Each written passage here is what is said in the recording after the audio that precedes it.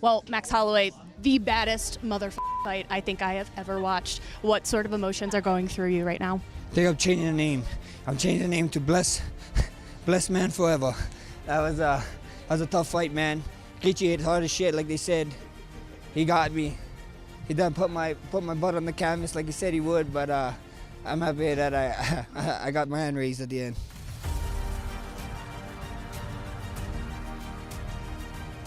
What if I told you one of the greatest fighters in UFC history didn't grow up dreaming of belts?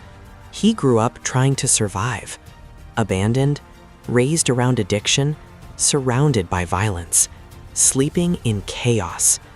And yet, he became the man who stood in the center of the octagon, pointed to the ground, and screamed, "I'm the best boxer in the UFC." This is not just the story of a champion. This is the story of a boy from Hawaii who fought his entire life, long before he ever stepped inside a cage. If you believe adversity creates greatness, hit that like button, because this one hits different. What's up, everyone? Welcome back to the channel.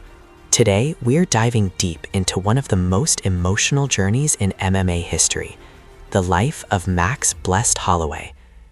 Broken home in Waianae, Hawaii, to becoming the UFC featherweight king, to one of the most iconic knockouts in UFC history. This is about pain, loss, fatherhood, legacy, and what it really means to stay blessed when life isn't. Let's begin. Max Holloway wasn't born into comfort. He was born in Waianae, one of the toughest neighborhoods in Hawaii. Crime, drugs, violence, broken families. His father? Absent. His mother? Struggled with drug addiction. Imagine being a child, watching the people you love fall apart, feeling unsafe in your own home, not knowing if tomorrow will be stable. Max has said he saw things no kid should ever see. But here's what's powerful. He didn't let it define him. He found something else. He found fighting. At first, it wasn't about glory. It wasn't about championships. It was about survival. When life hits you, you either fold or you fight back. Max chose to fight. Most fighters train for years before reaching the UFC. Max, he had only a few professional fights. No massive team, no hype machine, no privilege. At 19 years old, he got the call, the UFC. He wasn't ready. At least that's what the world thought.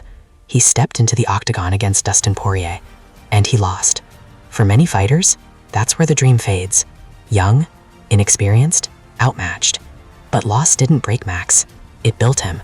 Because when you grow up fighting life itself, one loss doesn't scare you. He kept showing up, kept grinding, kept evolving. No excuses, no drama, just work. Then something changed. Max stopped being just that Hawaiian kid. He became a machine. Win after win after win. 10-fight win streak, then 11, then 12. He wasn't just beating people, he was breaking them. His volume, his pace, his pressure. He would walk forward like pain didn't exist. But behind the smile, behind the stay blessed energy, was a man who understood suffering. That's why he fought like that. That's why he never quit.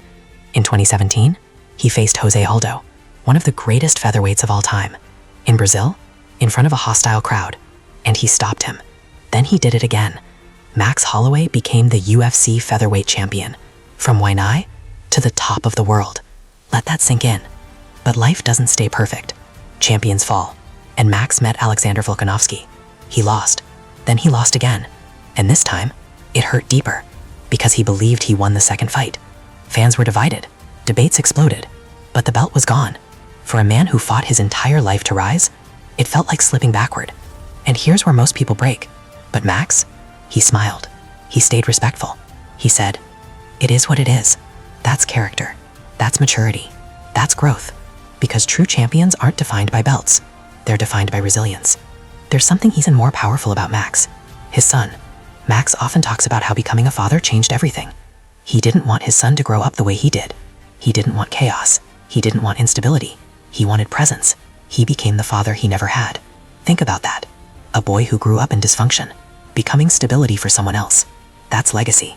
Not just knockouts, not just titles, breaking generational cycles. That's real power. Then came UFC 300, Max versus Justin Gaethje. 5 rounds of war. And in the final seconds, instead of playing it safe, Max points to the center of the octagon. Let's go. No fear, no hesitation. And then, boom, knockout. One of the greatest knockouts in UFC history. That wasn't just a punch.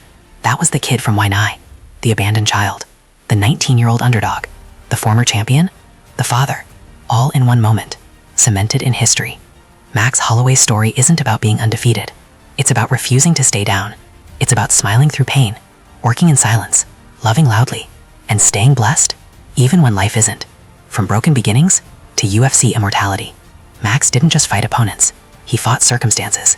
He fought doubt. He fought destiny. And he won. If this story inspired you, if you believe your background doesn't define your future, hit that like button. Comment below. Stay blessed.